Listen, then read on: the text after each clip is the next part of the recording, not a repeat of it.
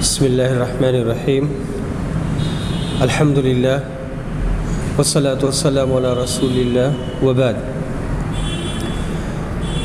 معزز مشاہدین، السلام علیکم ورحمۃ اللہ وبرکاتہ۔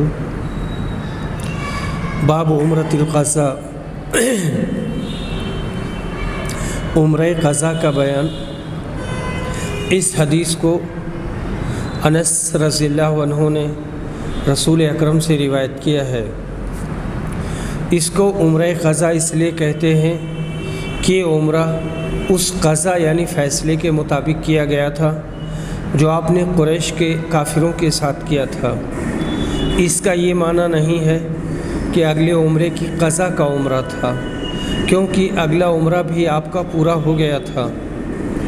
گو کافروں کی مزاحمت کی وجہ سے اس کے ارکان بجا نہیں لا سکے تھے۔ حدیث نمبر 4251، برا ابن عازب رضی اللہ عنہ روایت کرتے ہیں کہ نبی کریم صلی اللہ علیہ وسلم نے ذی قعدہ کا عمرہ کا احرام باندھا۔ مکہ والے آپ کے مکہ میں داخل ہونے سے مانے ہوئے۔ آخر معاہدہ یہ ہوا کہ آئندہ سال مکہ میں 3 دن آپ قیام کر سکتے ہیں۔ معاہدہ یوں لکھا جانے لگا، یہ وہ معاہدہ ہے جو محمد رسول اللہ صلی اللہ علیہ وسلم نے کیا۔ کفار قریش کہنے لگے کہ ہم یہ تسلیم نہیں کرتے، اگر ہم آپ کو اللہ کا رسول مانتے تو روکتے ہی کیوں؟ آپ تو بس محمد بن عبداللہ ہیں۔ آپ نے فرمایا، میں اللہ کا رسول بھی ہوں اور میں محمد بن عبداللہ بھی ہوں۔ پھر علی سے فرمایا، رسول اللہ کا لفظ مٹا دو۔ انہوں نے کہا کہ ہرگز نہیں، اللہ کی قسم میں یہ لفظ کبھی نہیں مٹا سکتا۔ رسول اللہ صلی اللہ علیہ وسلم نے وہ تحریر اپنے ہاتھ میں لے لی۔ آپ لکھنا نہیں جانتے تھے، لیکن آپ نے اس کے الفاظ اس طرح کر دیے، یہ وہ معاہدہ ہے جو محمد بن عبداللہ نے کیا کہ یہ ہتھیار لے کر مکہ میں نہیں آئیں گے، البتہ ایسی تلوار جو نیام میں ہو ساتھ لا سکتے ہیں، اور یہ کہ اگر مکہ والوں میں سے کوئی ان کے ساتھ جانا چاہے گا تو وہ اسے اپنے ساتھ نہیں لے جائیں گے، لیکن اگر ان کے ساتھیوں میں سے کوئی مکہ میں رہنا چاہے گا تو وہ اسے نہیں روک سکتے ہیں۔ پھر جب آئندہ سال آپ اس معاہدہ کے مطابق مکہ میں داخل ہوئے اور 3 دن کی مدت پوری ہو گئی تو مکہ والے حضرت علی کے پاس آئے اور کہا کہ اپنے ساتھی سے کہو کہ اب یہاں سے چلے جائیں، کیونکہ مدت پوری ہو گئی ہے۔ جب نبی اکرم مکہ سے نکلے تو آپ کے پیچھے حمزہ رضی اللہ عنہ کی بیٹی چچا چچا کہتی ہوئی آئیں۔ علی نے انہیں لے لیا اور ہاتھ پکڑ کر حضرت فاطمہ کے پاس لائے اور کہا کہ اپنے چچا کی بیٹی کو لے لو، میں اسے لے آیا ہوں۔ علی، زید اور جعفر کا اختلاف ہوا۔ علی رضی اللہ عنہ نے کہا کہ میں اسے اپنے ساتھ لایا ہوں اور میرے چچا کی لڑکی ہے۔ حضرت جعفر نے کہا کہ یہ میرے چچا کی لڑکی ہے اور اس کی خالہ میرے نکاح میں ہے۔ زید نے کہا یہ میرے بھائی کی لڑکی ہے، لیکن نبی صلی اللہ علیہ وسلم نے ان کی خالہ کے حق میں فیصلہ کیا جو حضرت جعفر کے نکاح میں تھیں، اور کہا خالہ ماں کے درجے میں ہوتی ہے، اور علی سے فرمایا تم مجھ سے ہو اور میں تم سے ہوں۔ حضرت جعفر سے کہا تم صورت و شکل اور عادات و اخلاق دونوں میں مجھ سے مشابہ ہو، اور زید سے فرمایا تم ہمارے بھائی اور ہمارے مولا ہو۔ علی رضی اللہ عنہ نے رسول اکرم سے کہا کہ حمزہ کی صاحبزادی کو آپ اپنے نکاح میں لے لیں، لیکن آپ نے کہا وہ میرے رضائی بھائی کی لڑکی ہے اور اس سے نکاح کرنا آپ کے لیے درست نہیں تھا۔ حمزہ نبی اکرم کے رضائی بھائی اور حقیقی چچا تھے، اس لیے وہ آپ کے لیے حلال نہ تھی۔ روایت میں عمرہ قضا کا ذکر ہے، باب سے یہی وجہ مطابقت ہے۔ امام ابو الولید باجی نے اس حدیث کا مطلب یہ بیان کیا ہے کہ گو آپ لکھنا نہیں جانتے تھے، مگر آپ نے معجزہ کے طور پر اس وقت لکھ دیا۔ قسطلانی نے کہا کہ حدیث کا ترجمہ یوں ہے کہ نبی کریم صلی اللہ علیہ وسلم نے ان کے ہاتھ سے کاغذ لے لیا اور آپ اچھی طرح لکھنا نہیں جانتے تھے۔ آپ نے حضرت علی سے فرمایا رسول اللہ کا لفظ کہاں ہے؟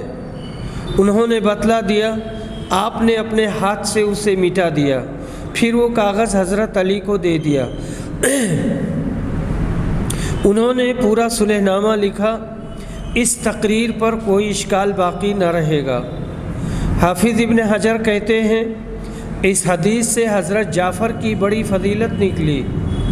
خصائل اور سیرت میں آپ رسول اللہ صلی اللہ علیہ وسلم سے مشابہت تامہ رکھتے تھے۔ یہ لڑکی حضرت جعفر کی زندگی تک ان کے پاس رہی۔ جب وہ شہید ہوئے تو ان کی وصیت کے مطابق حضرت علی کے پاس رہی اور انہی کے پاس جوان ہوئی۔ اس وقت حضرت علی نے نبی اکرم سے نکاح کے لیے کہا تو آپ نے یہ فرمایا جو روایت میں موجود ہے۔ حدیث نمبر 4252۔ نافع روایت کرتے ہیں ابن عمر سے کہ رسول صلی اللہ علیہ وسلم عمرہ کے ارادے سے نکلے، لیکن کفار قریش نے بیت اللہ پہنچنے سے آپ کو روک دیا۔ چنانچہ نبی صلی اللہ علیہ وسلم نے اپنا قربانی کا جانور حدیبیہ میں ہی ذبح کر دیا اور وہیں سر بھی مڈوایا اور ان سے معاہدہ کیا کہ آپ آئندہ سال عمرہ کر سکتے ہیں، لیکن نیام میں تلواروں کے سوا اور کوئی ہتھیار ساتھ نہیں لا سکتے۔ نیام مطلب میان، اور جتنے دن مکہ والے چاہیں گے اس سے زیادہ آپ وہاں ٹھہر نہیں سکیں گے۔ اس لیے نبی صلی اللہ علیہ وسلم نے آئندہ سال عمرہ کیا اور معاہدہ کے مطابق مکہ میں داخل ہوئے۔ 3 دن وہاں مقیم رہے، پھر قریش نے آپ سے جانے کے لیے کہا اور آپ مکہ سے واپس چلے آئے۔ ایفائے عہد کا تقاضا بھی یہی تھا جو نبی صلی اللہ علیہ وسلم نے پورے طور پر ادا کیا، اور آپ صرف 3 دن قیام فرما کر اپنے پیارے مقدس شہر مکہ کو چھوڑ کر واپس آ گئے۔ کاش آج بھی مسلمان اپنے وعدوں کی ایسی ہی پابندی کریں تو دنیا میں ان کی قدر و منزلت بہت بڑھ سکتی ہے۔ حدیث نمبر 4253۔ مجاہد روایت کرتے ہیں کہ میں اور عروہ بن زبیر دونوں مسجد نبوی میں داخل ہوئے تو ابن عمر عائشہ کے حجرہ کے نزدیک بیٹھے ہوئے تھے۔ عروہ نے سوال کیا کہ نبی اکرم نے کل کتنے عمرے کیے تھے؟ ابن عمر نے کہا کہ 4، ایک ان میں سے رجب میں کیا تھا۔ حدیث نمبر 4254۔ پھر ہم نے ام المومنین حضرت عائشہ کے اپنے گھر میں مسواک کرنے کی آواز سنی تو عروہ نے ان سے پوچھا، اے ایمان والوں کی ماں، آپ نے سنا ہے یا نہیں؟ ابو عبد الرحمن یعنی عبداللہ بن عمر کہتے ہیں کہ نبی صلی اللہ علیہ وسلم نے 4 عمرے کیے تھے، ام المومنین نے کہا کہ نبی صلی اللہ علیہ وسلم نے جب بھی عمرہ کیا تو عبداللہ بن عمر آپ کے ساتھ تھے، لیکن آپ نے رجب میں کوئی عمرہ نہیں کیا۔ حدیث نمبر 4255 اسماعیل بن ابی خالد روایت کرتے ہیں، انہوں نے عبداللہ بن ابی اوفا سے سنا، وہ بیان کرتے تھے کہ جب رسول صلی اللہ علیہ وسلم نے عمرہ کیا تو ہم آپ پر آڑ کیے ہوئے مشرکین کے لڑکوں اور مشرکین سے آپ کی حفاظت کرتے رہتے تھے، آڑ کیے ہوئے تھے تاکہ وہ دھوکے سے تیر نہ مار دے یا کوئی ہتھیار نہ پھینک دے، تاکہ وہ آپ کو کسی طرح کی تکلیف نہ دے سکیں۔ صلح حدیبیہ کے بعد یہ عمرہ دوسرے سال کیا گیا تھا۔ کفار مکہ کے قلوب اسلام اور پیغمبر اسلام کی طرف سے صاف نہیں تھے۔ کفار مکہ کے دل اسلام اور پیغمبر اسلام کی طرف سے نہ صاف تھے نہ مخلص تھے۔ مسلمانوں کو خطرات برابر لاحق تھے، خاص طور پر نبی صلی اللہ علیہ وسلم کی حفاظت مسلمانوں کے لیے ضروری تھی۔ روایت میں اسی طرف اشارہ ہے۔ یہ حدیث غزوہ حدیبیہ میں بھی گزر چکی ہے۔ عبداللہ بن عباس رضی اللہ عنہما روایت کرتے ہیں کہ جب نبی صلی اللہ علیہ وسلم صحابہ کے ساتھ عمرہ کے لیے مکہ آئے تو مشرکین نے کہا کہ تمہارے یہاں وہ لوگ آ رہے ہیں جنہیں یثرب کے بخار نے کمزور کر دیا ہے۔ مدینہ کا پرانا نام یثرب تھا، اس لیے نبی صلی اللہ علیہ وسلم نے حکم دیا کہ طواف کے پہلے 3 چکروں میں اکڑ کر چلا جائے اور اس میں رمل کیا جائے، اور رکن یمانی اور حجر اسود کے درمیان حسب معمول چلے۔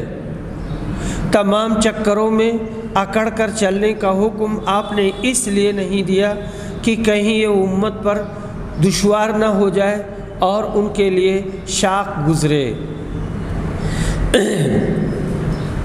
اسی میں آگے چل کر کے ہے کہ ابن عباس نے کہا کہ نبی صلی اللہ علیہ وسلم اس سال عمرہ کرنے آئے جس میں مشرکین نے آپ کو امن دیا تھا، تو آپ نے فرمایا اکڑ کر چلو تاکہ مشرکین تمہاری قوت کو دیکھیں۔ مشرکین جبل قوائقیان کی طرف کھڑے رسول صلی اللہ علیہ وسلم اور صحابہ کو دیکھ رہے تھے۔ قوائقیان ایک پہاڑ ہے، وہاں سے شامی دونوں رکن عقبہ کے نظر پڑتے ہیں، یمانی رکن نظر نہیں آتے۔ حدیث نمبر 4257 عبداللہ بن عباس روایت کرتے ہیں کہ نبی صلی اللہ علیہ وسلم نے بیت اللہ کے طواف میں رمل اور صفا و مروہ کے درمیان دوڑ مشرکین کے سامنے اپنی طاقت دکھانے کے لیے کی تھی، اور یہ بتایا تھا کہ آپ لوگ جو تصور کرتے ہو وہ صحیح نہیں ہے۔ حدیث نمبر 4258 ابن عباس رضی اللہ عنہما روایت کرتے ہیں کہ جب نبی صلی اللہ علیہ وسلم نے ام المومنین میمونہ سے نکاح کیا تو آپ محرم تھے، اور جب ان سے خلوت کی تو آپ احرام کھول چکے تھے۔ میمونہ رضی اللہ عنہا کا انتقال بھی اسی مقام شریف میں ہوا۔ یہ جو رسول صلی اللہ علیہ وسلم کے نکاح کی بات ہے حضرت میمونہ سے، اس میں صحیح بات یہی ہے کہ وہ حالت احرام میں نہیں تھی، وہ حلال تھی۔ آپ حرم میں تھے پر حالت احرام میں نکاح نہیں کیا تھا، آپ اس وقت حلال تھے۔ اس کو سمجھنے کی اچھے سے ضرورت ہے۔ ابن عباس رضی اللہ عنہما روایت کرتے ہیں کہ نبی صلی اللہ علیہ وسلم نے میمونہ سے عمرہ قضا میں نکاح کیا تھا۔ حضرت میمونہ ابن عباس کی خالہ تھیں، جن کی بہن ام الفضل حضرت عباس کی بیوی تھیں۔ حضرت عباس نے ہی میمونہ کا نکاح نبی اکرم سے کیا۔ صرف مکہ سے 10 میل کے فاصلے پر ایک جگہ ہے، سن 51 میں حضرت میمونہ نے اسی جگہ انتقال کیا۔ احادیث مذکورہ بالا میں کسی نہ کسی پہلو سے عمرہ قضا کا ذکر ہوا ہے۔ باب سے یہی وجہ مطابقت ہے۔ رمل وغیرہ وقتی اعمال تھے، مگر بعد میں ان کو بطور سنت برقرار رکھا گیا تاکہ اس وقت کے حالات مسلمانوں کے ذہن میں تازہ رہیں اور اسلام کے غالب ہونے پر وہ اللہ کا شکریہ ادا کرتے رہیں۔ باب غزوۃ موطا من ارض الشام، غزوہ موطا کا بیان جو سرزمین شام میں سن 8 ہجری میں ہوا تھا، یعنی فتح ہوا تھا۔ موطا بیت المقدس سے 2 منزل کے فاصلے پر بلقا کے قریب ایک جگہ کا نام تھا۔ یہاں شام میں شرحبیل بن عمرو غسانی قیصر کے حاکم نے رسول اکرم کے ایک قاصد حارث بن عمیر کو قتل کر دیا تھا۔ سن 8 ماہ جمادہ اولیٰ کا واقعہ ہے کہ رسول صلی اللہ علیہ وسلم نے اس پر چڑھائی کے لیے فوج روانہ کی جو 3000 مسلمانوں پر مشتمل تھی۔ حدیث نمبر 4260۔ ابن عمر روایت کرتے ہیں کہ اس دن یعنی غزوہ موطا میں جعفر طیار کی لاش پر کھڑے ہو کر میں نے شمار کیا۔ یہ لاش پر کھڑا ہونا سمجھ میں نہیں آتا ہے، وہیں کنارے کھڑے ہوئے ہوں گے، یعنی جو بات سمجھ میں آتی ہے کہ وہیں کنارے کھڑے ہو کر کے چاہے سر کی طرف یا پیر کی طرف یا کہیں بھی، اور ان کے پورے جسم کا معائنہ کیا ہوگا اور پورے جسم کا جائزہ لیا ہوگا۔ کہتے ہیں کہ میں نے شمار کیا تو نیزوں اور تلواروں کے 50 زخم ان کے جسم پر تھے، لیکن پیچھے یعنی پیٹھ پر ایک زخم بھی نہیں تھا۔ حضرت جعفر طیار اسلام کے ان بہادروں میں سے ہیں جن پر امت مسلمہ ہمیشہ نازاں رہے گی۔ پشت پر کسی زخم کا نہ ہونا، اس کا مطلب یہ کہ جنگ میں وہ آخر تک سینہ سپر رہے۔ بھاگ کر پیٹھ دکھلانے کا دل میں خیال تک بھی نہیں آیا۔ آپ ابو طالب کے بیٹے ہیں۔ شہادت کے بعد اللہ نے ان کو جنت میں 2 بازو عطا کیے جن سے یہ جنت میں آزادی کے ساتھ اڑتے پھرتے ہیں، اس لیے ان کا لقب تیار ہوا، رضی اللہ عنہ ارضاہ۔ حدیث نمبر 4261۔ نافع روایت کرتے ہیں کہ عبداللہ بن عمر نے بیان کیا کہ رسول صلی اللہ علیہ وسلم غزوہ موطا کے لشکر کا امیر زید بن حارثہ کو بنایا تھا۔ رسول اللہ صلی اللہ علیہ وسلم نے یہ بھی فرما دیا تھا کہ اگر زید شہید ہو جائیں تو جعفر امیر ہوں گے، اگر جعفر بھی شہید ہو جائیں تو عبداللہ بن رواحہ امیر ہوں گے۔ عبداللہ بن عمر نے بیان کیا کہ اس غزوہ میں میں بھی شریک تھا۔ بعد میں جب ہم نے جعفر کو تلاش کیا تو ان کی لاش ہمیں شہداء میں ملی اور ان کے جسم پر کچھ اوپر 90 زخم نیزوں اور تیروں کے تھے، 90 زخم تھے۔ اس حدیث سے صاف ظاہر ہوا کہ رسول کریم صلی اللہ علیہ وسلم اگر غیب نہ ہوتے تو ہرگز یہ نقصان نہ ہونے دیتے اور پہلے ہی شہدائے کرام کو امیر بننے سے روک دیتے، مگر غیب داں تو صرف اللہ تعالیٰ ہی ہے۔ حدیث نمبر 4262۔ انس بن مالک رضی اللہ عنہ روایت کرتے ہیں کہ رسول اللہ صلی اللہ علیہ وسلم نے زید، جعفر اور عبداللہ بن رواحہ کی شہادت کی خبر اس وقت صحابہ کو دے دی تھی جب ابھی ان کے متعلق کوئی خبر نہیں آئی تھی۔ آپ فرماتے جا رہے تھے کہ اب زید جھنڈا اٹھائے ہوئے ہیں، اب وہ شہید کر دیے گئے، اب جعفر نے جھنڈا اٹھا لیا، وہ بھی شہید کر دیے گئے، اب ابن رواحہ نے جھنڈا اٹھا لیا، وہ بھی شہید کر دیے گئے۔ حضرت صلی اللہ علیہ وسلم کی آنکھوں سے آنسو جاری تھے۔ آخر اللہ کی تلواروں میں سے ایک تلوار خالد بن ولید نے جھنڈا اپنے ہاتھ میں لے لیا اور اللہ نے ان کے ہاتھ پر فتح عنایت فرمائی۔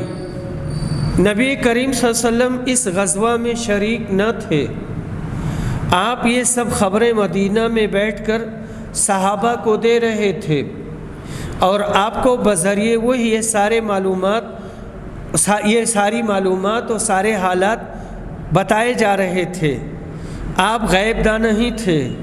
واقعہ کی تفصیل یہ ہے کہ حضرت جعفر اس جنگ میں دائیں ہاتھ میں جھنڈا تھامے ہوئے تھے۔ دشمنوں نے وہ ہاتھ کاٹ لیا تو انہوں نے بائیں ہاتھ میں جھنڈا لے لیا۔ دشمنوں نے اس کو بھی کاٹ ڈالا اور وہ شہید ہو گئے۔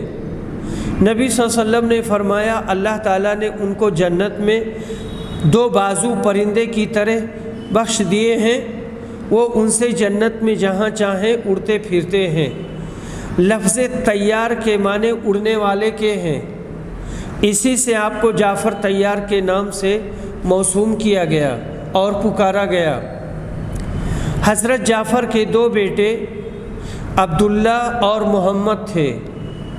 نبی اکرم نے ان پر بڑی شفقت فرمائی۔ موسیٰ بن عقبہ نے مغازی میں ذکر کیا ہے کہ یعلا بن امیہ اہل موتا کی خبر لے کر حضرت خدمت نبوی میں حاضر ہوئے۔ نبی اکرم نے ان سے فرمایا کہ اگر تم چاہو تو موتا والوں کا حال مجھ کو سناؤ، ورنہ میں خود ہی تم کو ان کا پورا حال سنا دیتا ہوں جو اللہ نے تمہارے آنے سے پہلے مجھ کو وحی کے ذریعہ بتا دیا ہے۔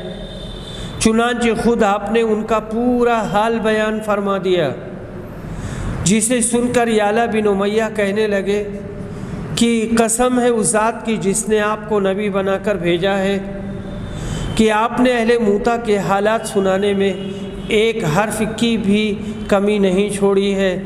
آپ کا بیان حرف بحرف صحیح ہے۔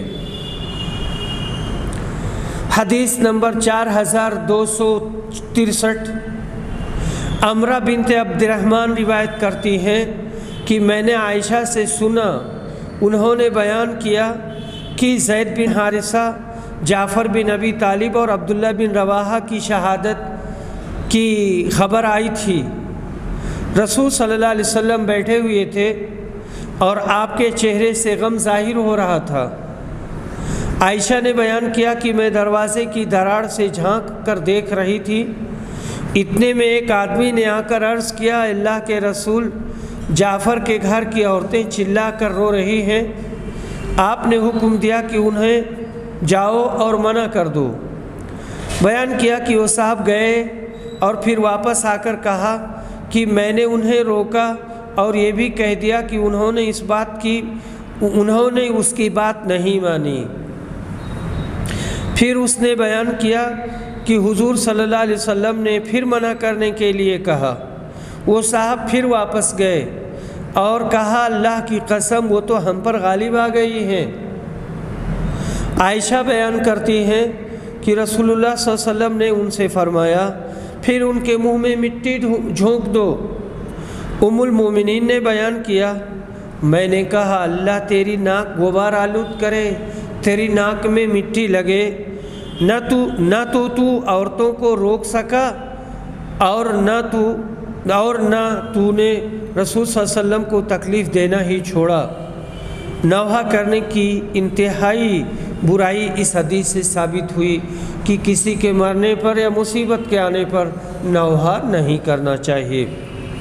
حدیث نمبر 4264 عامر بن شراحیل الشعبی روایت کرتے ہیں کہ ابن عمر جب جعفر بن ابی طالب کے بیٹے کے لیے سلام بھیجتے تو کہتے، السلام علیکہ یبن ذی الجناحین، اے 2 پر والے کے بیٹے تم پر سلامتی ہو۔ حدیث نمبر 4265 قیس بن ابی حازم روایت کرتے ہیں، کہتے ہیں کہ میں نے خالد بن ولید سے سنا، انہوں نے بیان کیا کہ غزوہ موتا میں میرے ہاتھ سے 9 تلواریں ٹوٹی تھیں، صرف ایک یمن کا بنا ہوا چھوٹے پھل کا تیغہ میرے ہاتھ میں رہ گیا تھا، باقی لڑتے لڑتے لڑتے لڑتے 9 تلواریں ان کے ہاتھ سے ٹوٹی تھیں۔ حدیث نمبر 4266، قیس بن ابی حازم روایت کرتے ہیں، کہتے ہیں کہ میں نے خالد بن ولید سے سنا، وہ بیان کرتے تھے کہ غزوہ موتا میں میرے ہاتھ سے 9 تلواریں ٹوٹی تھیں، صرف ایک یمنی تیغہ میرے ہاتھ میں باقی رہ گیا تھا۔ یہ خالد بن ولید کی کمال بہادری، دلیری اور جرأت ہے۔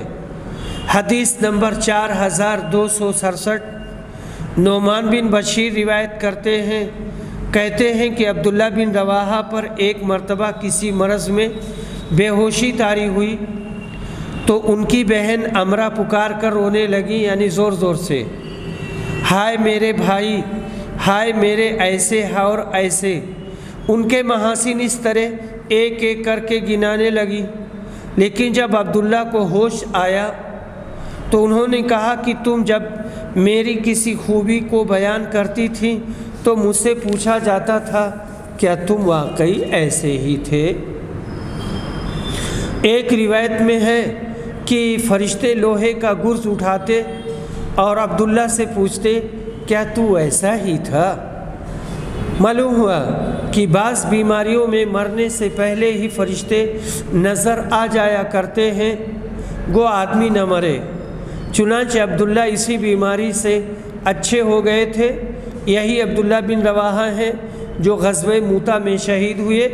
اس مناسبت سے اس حدیث کو اس باب کے ذیل میں لایا گیا۔ حدیث نمبر 4268، نعمان بن بشیر روایت کرتے ہیں کہ عبداللہ بن رواحہ کو بے ہوشی ہو گئی، پھر اوپر کی حدیث کی طرح بیان کیا۔ چنانچہ جب غزوہ موتا میں وہ شہید ہوئے تو ان کی بہن ان پر نہیں روئی۔ ان کو معلوم ہو گیا تھا کہ میت پر نوحہ کرنا خود میت کے لیے باعث عذاب ہے، اس لیے انہوں نے اس حرکت سے پرہیز اختیار کیا۔ خالی آنسو اگر جاری ہو تو یہ منع نہیں ہے، چلا کر رونا اور میت کے اوصاف اور محاسن بیان کر کے رونا یہ درست نہیں ہے، یہ جائز نہیں ہے۔ باب بعث النبی صلی اللہ علیہ وسلم اسامہ بن زید الی الحرقات من جہینہ، نبی صلی اللہ علیہ وسلم کا اسامہ بن زید کو حرقات کے مقابلہ پر بھیجنا۔ لفظ حرقات حرقہ کی جمع حرقہ کی طرف منسوب ہے۔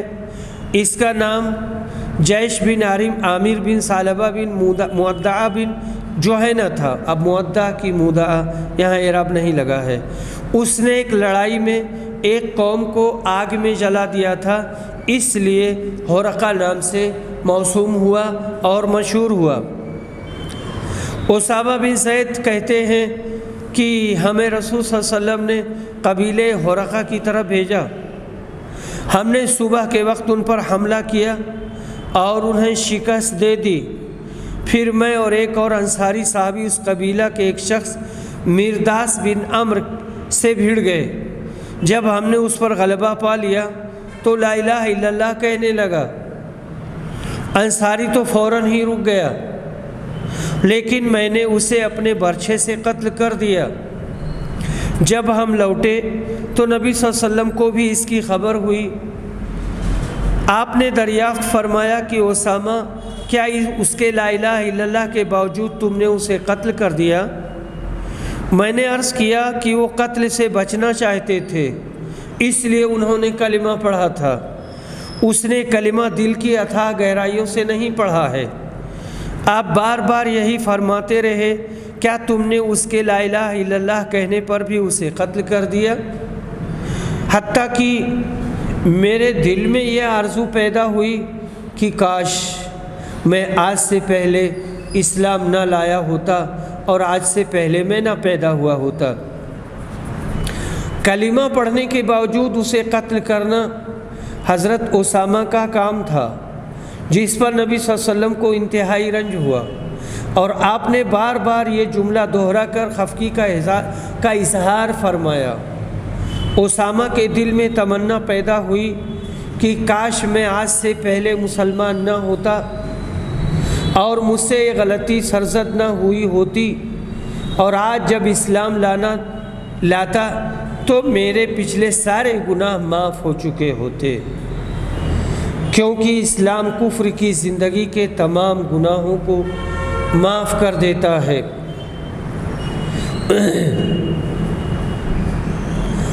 اسی لیے کسی کلمہ گو کی تکفیر کرنا وہ بدترین حرکت ہے جس نے مسلمانوں کی ملی طاقت کو پاش کر دیا ہے۔ مزید افسوس ان علماء پر ہے جو ذرا سی باتوں پر تیر تکفیر چلاتے رہتے ہیں، یعنی تکفیر کا تیر چلاتے ہیں۔ ایسے علماء کو بھی سوچنا چاہیے کہ وہ کلمہ پڑھنے والوں کو کافر بنا کر اللہ کو کیا منہ دکھائیں گے۔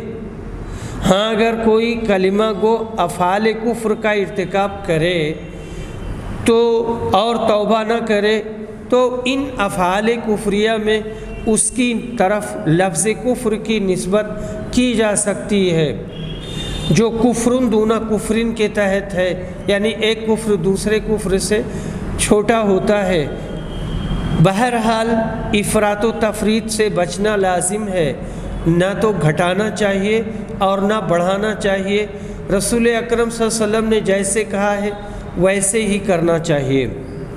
حدیث نمبر 4270، سلمہ بن اکوع روایت کرتے ہیں کہ میں نبی صلی اللہ علیہ وسلم کے ہمراہ 7 غزووں میں شریک رہا ہوں اور 9 ایسے لشکروں میں شریک ہوا ہوں جو آپ نے روانہ کیے تھے، مگر آپ خود ان میں نہیں گئے۔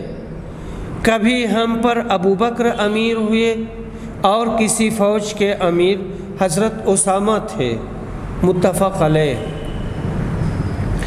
حدیث نمبر 4271، سلمہ بن اکوع روایت کرتے ہیں، کہتے ہیں کہ میں نبی صلی اللہ علیہ وسلم کے ساتھ 7 غزووں میں شریک رہا ہوں اور 9 ایسی لڑائیوں میں گیا ہوں جن کو خود رسول اکرم نے بھیجا تھا۔ کبھی ہمارے امیر ابو بکر ہوتے اور کبھی اسامہ بن زید ہوتے۔ راوی کا مقصد یہ ہے کہ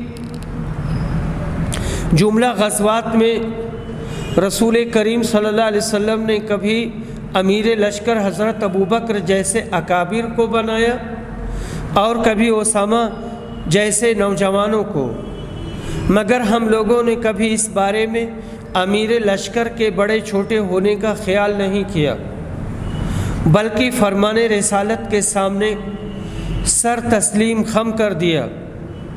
آپ نے بار بار فرما دیا تھا کہ اگر کوئی حبشی غلام بھی تم پر امیر بنا دیا جائے تو اس کی اطاعت تمہارا فرض ہے۔ حدیث نمبر 4272، سلمہ بن اکوع روایت کرتے ہیں کہ میں نبی صلی اللہ علیہ وسلم کے ہمراہ 7 غزووں میں شریک رہا ہوں اور میں نے ابن حارثہ کے ساتھ بھی جہاد کیا ہے۔ ابن حارثہ یعنی ابن حارثہ یعنی اسامہ بن زید بن حارثہ، حضور اکرم نے انہیں ہم پر امیر بنایا تھا۔ یہ اس روایت کے خلاف نہیں جس میں نبی صلی اللہ علیہ وسلم کے ساتھ 9 جہاد مذکور ہیں۔ شاید سلمہ نے وادی القریٰ اور عمرہ قضا کا سفر بھی جہاد سمجھ لیا، اس لیے اس طرح 9 ہو گئے۔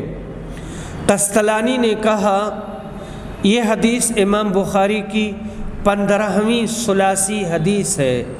حارثہ حضرت اسامہ کے دادا کا نام ہے۔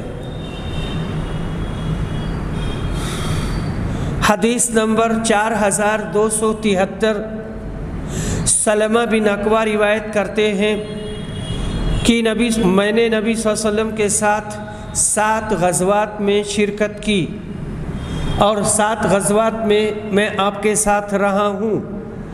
اس سلسلے میں انہوں نے غزوہ خیبر، غزوہ حدیبیہ، غزوہ حنین اور غزوہ ذات القرد کا ذکر کیا۔ یزید نے کہا کہ باقی غزووں کے نام میں بھول گیا ہوں۔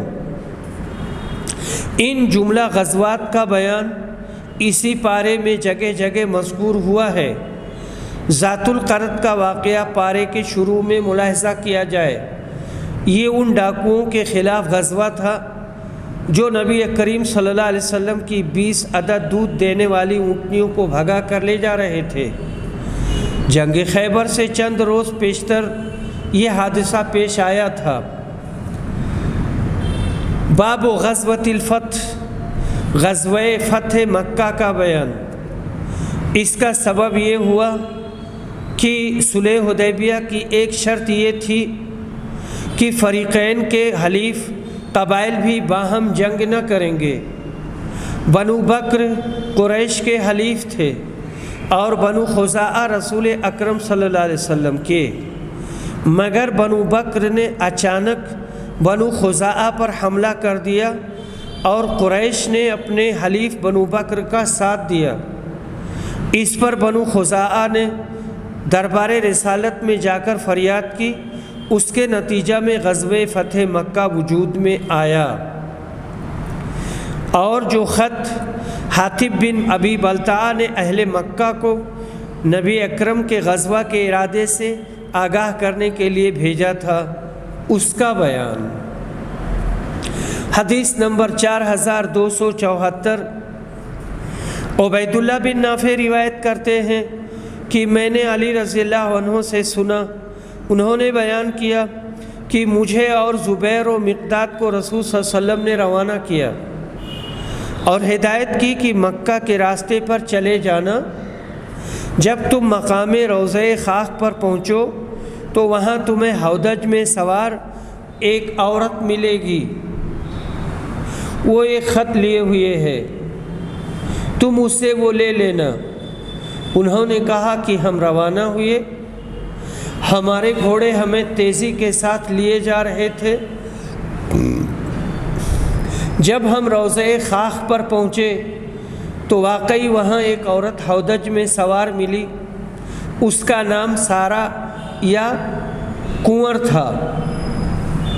ہم نے اس سے کہا کہ خط نکال، وہ کہنے لگی کہ میرے پاس کوئی خط نہیں ہے، لیکن جب ہم نے اس سے یہ کہا کہ اگر تو نے خود سے خط نکال کر ہمیں نہیں دیا تو ہم تیرے کپڑے اتار کر تلاشی لیں گے، تب اس نے چوٹی میں سے وہ خط نکالا۔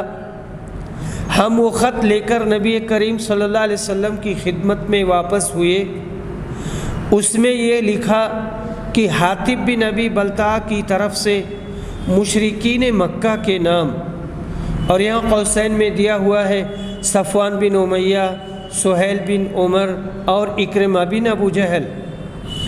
پھر انہوں نے اس میں مشرکین کو رسول اللہ صلی اللہ علیہ وسلم کے بعض بھیدوں کی خبر بھی دی تھی۔ آپ فوج لے کر آنا چاہتے ہیں، یہ سب سے بڑا راز تھا۔ رسول اللہ صلی اللہ علیہ وسلم نے دریافت فرمایا، حاطب تو نے یہ کیا کیا؟ انہوں نے عرض کیا، اللہ کے رسول، میرے بارے میں فیصلہ کرنے میں آپ جلدی نہ کریں، میں اس کی وجہ عرض کرتا ہوں۔ بات یہ ہے کہ میں دوسرے مہاجرین کی طرح قریش کے خاندان سے نہیں ہوں، صرف ان کا حلیف بن کر ان سے جڑ گیا ہوں، اور دوسرے مہاجرین کے وہاں عزیز و اقربا ہیں، یعنی مکہ میں، جو ان کے گھر بار مال و اسباب کی نگرانی کرتے ہیں۔ میں نے چاہا کہ جب میں خاندان کی روح سے ان کا شریک نہیں ہوں تو کچھ احسان ہی ان پر ایسا کر دوں جس کے خیال سے وہ میرے کنبہ والوں کو نہ ستائیں۔ میں نے یہ کام اپنے دین سے پھر کر نہیں کیا، یعنی میں مرتد نہیں ہوا ہوں اور دین کو میں نے نہیں چھوڑا ہے، اور نہ اسلام لانے کے بعد میرے دل میں کفر کی حمایت کا جذبہ ہے۔ اس پر رسول اللہ صلی اللہ علیہ وسلم نے فرمایا، واقعی انہوں نے تمہارے سامنے سچی بات کہہ دی ہے۔ عمر نے کہا، اللہ کے رسول، اجازت ہو تو میں اس منافق کی گردن اڑا دوں، لیکن آپ نے منع کیا۔ یہ غزوہ بدر میں شریک رہے ہیں، آپ نے جو کہا یہ غزوہ بدر میں شریک رہے ہیں، اور تمہیں کیا معلوم اللہ تعالیٰ جو غزوہ بدر میں شریک ہونے والوں کے کام سے واقف ہے۔ سورہ ممتحنہ میں اس نے ان کے متعلق خود فرما دیا ہے کہ جو چاہو کرو، میں نے تمہارے گناہ معاف کر دیے۔ اس پر اللہ تعالیٰ نے یہ آیت نازل کی، اے وہ لوگو جو ایمان لا چکے ہو، میرے اور اپنے دشمنوں کو دوست نہ بناؤ کہ ان سے تم اپنی محبت کا اظہار کرو۔ حضرت حاتب بن ابی بلتعہ نے مشرکین مکہ کو خط لکھا تھا کہ رسول صلی اللہ علیہ وسلم مکہ پر فوج لے کر آنا چاہتے ہیں، تم اپنا انتظام کر لو۔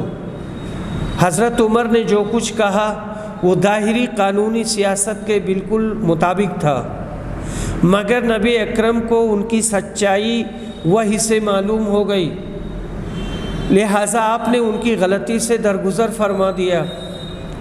معلوم ہوا کہ بعض امور میں محض ظاہری وجوہ کی بنا پر فتویٰ ٹھوک دینا درست نہیں ہے۔ مفتی کو لازم ہے کہ ظاہر و باطن کے جملہ امور و حالات پر خوب غور و خوض کر کے فتویٰ نویسی کرے۔ روایت میں غزوہ فتح مکہ کے عزم کا ذکر ہے، یہی باب سے وجہ مطابقت ہے۔ ویسے یہاں ایک بات کا جاننا ضروری ہے کہ فتویٰ میں مفتی باطن کا پتہ کیسے لگائے گا؟ اس میں تو ظاہر ہی کا اعتبار کیا جائے گا۔ رسول صلی اللہ علیہ وسلم تو مؤید بالوحی تھے، آپ کو اللہ تعالیٰ خبر دیتا تھا فرشتہ بھیج کر یا دل میں بات ڈال کر، اس پر مفتی کو قیاس نہیں کیا جا سکتا ہے۔ باب غزوۃ الفتح فی رمضان، غزوہ فتح کا رمضان سن 8 ہجری میں وقوع پذیر ہونا۔ حدیث نمبر 4275، ابن عباس رضی اللہ عنہما روایت کرتے ہیں کہ نبی صلی اللہ علیہ وسلم نے غزوہ فتح مکہ رمضان میں کیا تھا۔ زہری نے ابن سعد سے بیان کیا کہ میں نے سعید بن مسیب سے سنا کہ وہ بھی اسی طرح بیان کرتے تھے، اور آگے چل کر کے کہتے ہیں کہ غزوہ فتح کے سفر میں جاتے ہوئے رسول صلی اللہ علیہ وسلم روزے سے تھے، لیکن جب آپ مقام قدید پر پہنچے، جو قدید اور عصفان کے درمیان ایک چشمہ ہے، تو آپ نے روزہ توڑ دیا۔ اس کے بعد رسول صلی اللہ علیہ وسلم نے روزہ نہیں رکھا یہاں تک کہ رمضان کا مہینہ ختم ہو گیا۔ روزے سے انسان کمزور ہو جاتا ہے، جو خاص طور سے جہاد کے لیے نقصان دہ ہے۔ یہی وجہ تھی کہ نبی کریم صلی اللہ علیہ وسلم نے خود بھی روزے نہیں رکھے اور نہ ہی صحابہ نے، اور عام سفر کے لیے بھی یہی حکم قرار پایا ہے کہ قرآن مجید میں ہے فَمَنْ كَانَ مِنْكُمْ مَرِيضًا أَوْ عَلَى سَفَرٍ فَعِدَّةٌ مِّنْ أَيَّامٍ أُخَرَ، جو مریض ہو وہ صحت کے بعد، اور جو مسافر ہو وہ واپسی کے بعد روزہ رکھ لے۔ حدیث نمبر 4276، ابن عباس رضی اللہ عنہما روایت کرتے ہیں کہ نبی صلی اللہ علیہ وسلم فتح مکہ کے موقع پر مدینہ سے روانہ ہوئے۔ آپ کے ساتھ 10 یا 12 ہزار کا لشکر تھا۔ اس وقت آپ کو مدینہ میں تشریف لائے 8.5 سال پورے ہو چکے تھے۔ مکہ کے لیے آپ روانہ ہوئے۔ رسول صلی اللہ علیہ وسلم بھی روزے سے تھے اور تمام مسلمان بھی روزے کی حالت میں تھے، لیکن جب آپ مقام قدید پر پہنچے جو قدید اور عصفان کے درمیان ایک چشمہ ہے، تو آپ نے روزہ توڑ دیا اور آپ کے ساتھ مسلمانوں نے بھی روزہ توڑ دیا۔ زہری نے کہا کہ رسول صلی اللہ علیہ وسلم کے سبب رسول صلی اللہ علیہ وسلم کے سب سے آخری عمل پر ہی عمل کیا جائے گا، یعنی کہنے کا مطلب یہ ہوا کہ اگر نبی صلی اللہ علیہ وسلم نے پہلے کچھ کیا ہے اور پھر آخر میں اس کے خلاف کوئی عمل کیا تو پہلا والا منسوخ ہو جائے گا اور بعد والا ناسخ ہو جائے گا اور اسی پر عمل کیا جائے گا۔ قرآن مجید میں بھی مسافر کے لیے خاص اجازت ہے کہ مسافر نہ چاہے تو روزہ سفر میں نہ رکھے یا سفر پورا کر کے چھوڑے ہوئے روزوں کو پورا کر لے اور ان کی قضائی کرے۔ حدیث نمبر 4277،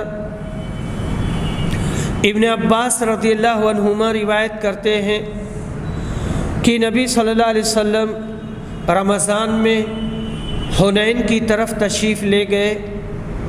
مسلمانوں میں بعض حضرات تو روزے سے تھے اور بعض نے روزہ نہیں رکھا تھا، لیکن جب رسول اکرم اپنی سواری پر پوری طرح بیٹھ گئے تو آپ نے برتن میں دودھ یا پانی طلب فرمایا اور اسے اپنی اونٹنی پر یا اپنی ہتھیلی پر رکھا اور پیا۔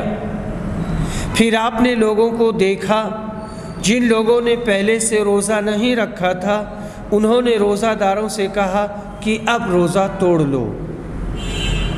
حدیث نمبر 4278، عبداللہ بن عباس رضی اللہ عنہما روایت کرتے ہیں کہ نبی صلی اللہ علیہ وسلم سے روایت کرتے ہیں، اور حماد بن زید نے ایوب سے روایت کیا، انہوں نے اکرمہ سے، انہوں نے عبداللہ بن عباس سے، اور انہوں نے نبی صلی اللہ علیہ وسلم سے روایت کیا وہی روایت۔ مشہور روایتوں میں ہے کہ نبی صلی اللہ علیہ وسلم غزوہ حنین کے لیے شوال میں فتح مکہ کے بعد تشریف لے گئے تھے۔ اس روایت میں ہے کہ نبی صلی اللہ علیہ وسلم نے رمضان ہی میں غزوہ حنین کا سفر کیا تھا، اس لیے تطبیق یہ ہے کہ سفر مبارک رمضان میں شروع ہوا، شوال میں اس کی تکمیل ہوئی، غزوہ حنین کا وقوع شوال ہی میں صحیح ہے۔ حدیث نمبر 4279، ابن عباس روایت کرتے ہیں کہ رسول اللہ صلی اللہ علیہ وسلم نے رمضان میں سفر شروع کیا فتح مکہ کا۔ آپ روزے سے تھے، جب مقام عصفان پر پہنچے تو پانی طلب کیا۔ دن کا وقت تھا اور آپ نے وہ پانی پیا تاکہ لوگوں کو دکھلا سکیں۔ پھر آپ نے روزہ نہیں رکھا اور مکہ میں داخل ہوئے۔ بیان کیا کہ ابن عباس کہا کرتے تھے کہ نبی صلی اللہ علیہ وسلم نے سفر میں بعض اوقات روزہ بھی رکھا تھا اور بعض اوقات روزہ نہیں بھی رکھا، اس لیے سفر میں جس کا جی چاہے روزہ رکھے اور جس کا جی چاہے نہ رکھے۔ مسافر کے لیے روزہ نہ رکھنے کی اجازت ہے۔ وآخر دعوانا الحمد للہ رب العالمین۔